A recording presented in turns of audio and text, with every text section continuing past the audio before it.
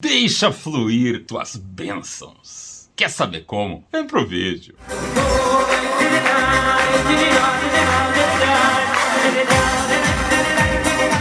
Shalom, sou Israel Tvorek e esta é a porção semanal, a Parashat Shavua Beshalar. Beshalar significa e enviou, porque o Criador envia a gente do Egito finalmente, depois das 10 pragas, o Egito nos expulsa, literalmente. Vamos embora de uma vez antes que tenha a praga número 11, sei lá eu. Eles não aguentavam mais e mandaram a gente embora de lá. E nós tínhamos a ordem do Criador de levar com a gente drenar todas as riquezas do Egito, nada mais justo depois de 270 anos de escravidão ali e tal. Vai embora, leva tudo o que precisar e fomos. Eram 600 mil homens em idade militar, eram 3 milhões de pessoas, isso sem mencionar toda aquela turma que saiu junto.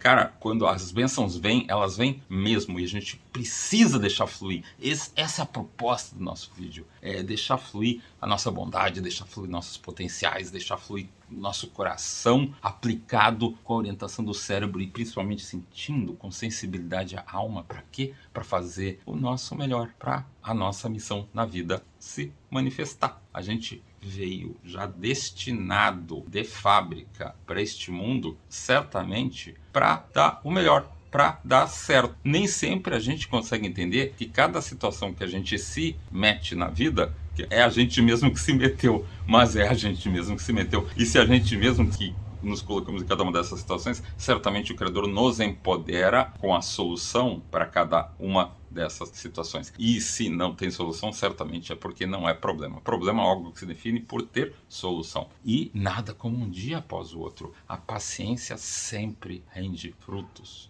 É como se a vida fosse, como diz aquele milionário, a vida é feita de modo que é para entregar para os pacientes, para aqueles que esperam no Criador que tudo vai se resolver. Ou seja, Deus faz um pouco de silêncio e a solução vai aparecer. Mas faz silêncio, confia, respira, faça essa preciosa pausa. Ninguém é mais poderoso do que você mesmo para se dar estes segundos para poder escolher sempre o melhor caminho. Confia, Deus vai iluminar. Às vezes leva átomos de segundo, mas a gente sempre pode desenvolver essa sensibilidade. É algo tão prazeroso quando a gente sabe que a gente está se propondo a fazer algo na vida e a gente botou o nosso melhor e mesmo independente dos resultados, a gente fez aquilo que a gente tinha procurado fazer, a gente dorme tão melhor, a gente faz com tanto mais motivação. É algo que é vivenciar em nós mesmos aquele dito do Pirkei Avot: mais vale quem conquista a si mesmo do que quem conquista uma cidade. É indizível, indescritível a satisfação que a gente tem quando você dá um like para esse nosso vídeo, quando você se inscreve no canal, quando compartilha, quando chega um Pix aqui para a gente ter melhores condições de servi-los, né? Fazer progressivamente uma melhor prestação de serviço. Aí quando você participa dos nossos encontros presenciais, online, faz muita diferença, cara. Então, tá esperando o quê? Chega junto e vamos aprender. Bem, vamos falar um pouco mais das Parashá. Quando o pessoal sai do Egito, é para tirar de lá os ossos de Yosef. Os ossos, etzem, né, também significa essência. O que está querendo se dizer com isso? A gente quer dizer o seguinte, a gente precisa estar com a nossa essência diante de nós, nos iluminando na hora de ir para o deserto, na hora que a gente reconhece que boa parte do tempo a gente sente como se vivesse numa desolação espiritual, material. É um deserto de homens e de ideias, como se diz. Para sobreviver essa viagem, Moshe se assegura de cumprir a promessa de levar consigo o etzem, os ossos, a essência de Yosef. Yosef é basicamente aquele que tem um bom coração, que tenta servir a Deus da melhor maneira possível dentro do mundo que nós temos prático de hoje. E também, é por isso que a gente diz que numa primeira fase, quando o mundo tiver num grau de percepção de que as coisas todas foram feitas e agora está no momento da melhor fase da humanidade, no momento da colheita, época de Mashiach, a gente diz numa primeira fase, onde tudo fisicamente está muito parecido com o que é hoje, é o Mashiach ben Yosef. E aí a partir de que a gente tomou as medidas práticas dessa sensibilidade, a gente vai ver que a gente construiu o templo de Jerusalém, porque Deus quer que a gente seja sócio dele, e aí se revela o templo lá de cima, o templo do Mashiach, filho de Yehudá, descendente do rei Davi. Essas maravilhas todas já estão desencadeando, já estão começando, e em que grau que a gente está exercendo essa sensibilidade? Isso pode acontecer a qualquer momento. Diz que toda geração tem uma liderança pronta para que tudo dê certo. É uma questão da gente, pelo menos a partir da própria vida, botar foco e ver o que dá para a gente fazer, porque imaginando que os atos bons e aqueles desafios estejam numa gangorra, um pequeno ato teu pode fazer toda a diferença e desencadear a revelação completa. A gente receber Mashiach. Pense nisso e te responsabiliza. Que bom ato a gente vai fazer agora? Fica a dica. Olha que curioso. Quando o faraó persegue os judeus, ele está justamente apertando o botão. Porque a gente, da profundeza, chama o Criador. Da profundeza das águas que acabam se dividindo, da profundeza da perseguição do faraó, a gente começa a se dar conta que coisas que a gente percebe, atenções divinas, bondades dele, que a gente ainda não esteja sensível o suficiente para sacar, que são todas essencialmente para o nosso bem, que nosso mundo é feito essencialmente para o nosso bem, para o nosso desenvolvimento, para a gente sair melhor do que chegou aqui. Então, quando a gente percebe alguma coisa como uma adversidade física ou espiritual, isso não passa de uma oportunidade para a gente sair da indiferença. Ou seja, quando a gente para de ser tão egoísta e começa a ver que a gente precisa mais de confiança no Criador, mais do que autoconfiança nas próprias capacidades, ou seja, a gente confia que Deus nos deu a Torá e nos deu as condições de, junto com Ele, vencer tudo. Agora, eu resolvo tudo, e tá faltando chamar o sócio. Pense nisso. O sócio sempre quer ser chamado. É só bater um fio. E com que a gente bate esse fio? Você dá cá, né?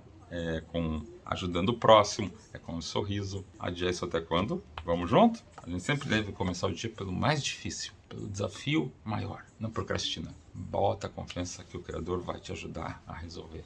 Vamos juntos. Isso faz, portanto, que o povo provoque as bênçãos de Deus. Ou seja, Deus fala para Moshe, me provoca, levanta esse cajado e o mar vai se abrir, o vento oriental bate e o mar se abre. Ou seja, o que é maior do que um milagre? O que é mais milagre? O mar vermelho abrir ou todo dia nascer de novo e as coisas parecerem normais? O nosso próximo batimento do coração, a gente hoje vai dormir, amanhã acorda, as chances se renovam, tudo se renova, um dia atrás do outro. O que é mais milagre? O mar abriu uma vez, mas o mundo é mantido pela bondade divina permanentemente. Já parou para pensar nisso? Uau! E não só isso. Quando os egípcios se afogam no mar, os judeus veem os soldados egípcios cheios de joias e armas e riquezas sendo expulsos pelo mar, e eles têm a obrigação de pegar os despojos. Mas o Criador também diz, agora está na hora de ir, porque está na hora de se direcionar para o Monte Sinai para receber a Torá. Ou seja, nós devemos estar sempre com essa prontidão de saber o que Deus quer da gente. É hora de ficar parado, é hora de se movimentar. Ou seja, quando a gente sabe qual é a nossa missão na vida, a gente deve se dedicar ao máximo para cumpri-la. E ao mesmo tempo, a gente precisa sempre lembrar de quem vem essa clareza para a gente fazer as coisas. De Deus. E Deus diz, agora é hora da gente deixar o Egito de uma vez e seguir em frente, pois vem mais aprendizagem e mais revelações pela frente. Uau! Talvez a gente possa perceber que, da mesma maneira que os judeus não queriam deixar nenhuma riqueza egípcia para trás, a gente vê que cada um de nós tem riquezas egípcias. Egípcias são essas limitações, são essas dificuldades, são os desafios que a gente ainda não superou, ou pessoas que nos cercam, que vivenciam, seja em que grau, tais dificuldades. E Deus não mudou essa disposição. Ninguém fica para trás. Todo mundo é importante. Nenhuma parte da gente deve deixar de ser iluminada, uma parte da gente deve ser negligenciada. A gente precisa se esforçar, agir com suavidade para gerar essa transformação. Pense nisso. E próximo recado, o maná. É justamente isso, Nem só de pão vive o homem, mas sim da boca de Deus. Ou seja, o maná era um alimento que, se você não consumisse no mesmo dia, se estragava. Mas no Shabat vinha em dobro e não era para recolher no Shabat. Ou seja, no dia a dia não adianta acumular o maná, porque vai estragar. Ou seja, a gente está sempre dependendo de Deus. Mas quando vem a sexta-feira, vem uma porção dobrada, porque ele não estraga. E não é para trabalhar no Shabat para buscar. Ou seja, isso tudo para lembrar que vem de Deus o nosso sustento. E até hoje a gente também recebe disso o recado de que, o dia que teria mais negócios, o dia que mais lucrativo, é justamente aquele que Deus diz, confia em mim que eu vou prover. Uau, que sócio a gente tem. E o episódio do maná nos ensina que nossa subsistência sempre vem do céu. E que mesmo quando parece que a nossa subsistência vem do nosso trabalho, na verdade, isso é um presente de Deus. E aí é que vem o tópico mesmo. Pessoal, deixa fluir tuas bênçãos. O Shabat é essa demonstração de que é de Deus que vem mesmo o nosso sustento. As pessoas sentem sede no deserto e o Criador faz acharem um poço que era amargo e abre os olhos das pessoas para poderem transformar aquela água em água doce. Ensina técnicas de sobrevivência. As pessoas vão pedir para o Criador pão, vem o maná. As pessoas pedem carne, mais adiante a carne vai chegar. Principalmente, cara, a gente vê que quando a gente se lança ao deserto, mas a gente está trazendo junto conosco os ossos de Yosef, a gente está trazendo o Etzem, a gente está trazendo a essência, a gente está lembrando quem a gente é, a gente mantém os hábitos que mais nos aproximam da virtude, da prática das boas ações, daquilo que é bom, daquilo que é harmonioso, a gente acaba não precisando temer Amalek. Quem é Amalek? Amalek é um povo que vem atacar o povo judeu, mesmo que eles sabiam que eles não tinham chance de vencer, a ideia deles era simplesmente, não, é possível combater contra Deus. Eles estão se achando grande coisa, eles saíram do Egito, tiveram 10 pragas, atravessaram o Mar Vermelho, venceram os egípcios, né? Então quem é que vai querer combater contra o Criador? E o lado do mal manda então um povo que vem trazer o quê? Dúvida. Sabe quando você se lança para fazer aquele teu grande projeto que pode gerar toda a melhoria na tua vida e vem o outro lado e vem tentar te jogar aquele balde de água fria? Esse é Amalek. Mas sabe como é que a gente vence a estupidez do mal? Sendo estupidamente bom. Quando a gente consegue sair do nosso Egito interior, das nossas limitações interiores e superar o nosso Amalek, a nossa dúvida, que ela está aí mesmo para isso. Por quê? Para gerar perguntas, gerando o quê? Respostas que a gente jamais imaginou que seria capaz de gerar. Enfim, qual é a pergunta que a vida te trouxe que só você pode responder? Deixa aí teu comentário e principalmente não esqueça de dar o teu like, não esqueça de ativar o sininho das notificações, chamar os amigos para assistir esse vídeo. A gente agradece demais aí quem está participando dos nossos encontros presenciais e online, quem está mandando pix para a gente continuamente buscar a melhoria destes serviços que a gente anda prestando e principalmente não deixa de fazer a tua lição de casa. E qual é a lição de casa? Dá um sorriso para quem você tem em volta. É o cônjuge, é a mãe, é o pai, são as crianças que você tem em volta, os idosos, os vizinhos, o teu cliente, o chefe. Cara, trata de dar o teu melhor brilho e faça a diferença que só você pode fazer, porque você é um ser único, feito à imagem de Deus e feito essencialmente para dar certo. Então traga sempre dentro de você, bem polida, bem cuidada e com muita pegada essa tua essência. E qual é o botão que ativa essa essência? A alegria de viver. E é essa alegria que a gente deseja que você usufrua a cada hora da tua vida e principalmente nesse próximo Shabat com muito prazer, com muito gosto, com muita saúde, com muita fartura, cercado da tua família e amigos. Desde já um Shabbat Shalom e até o próximo vídeo.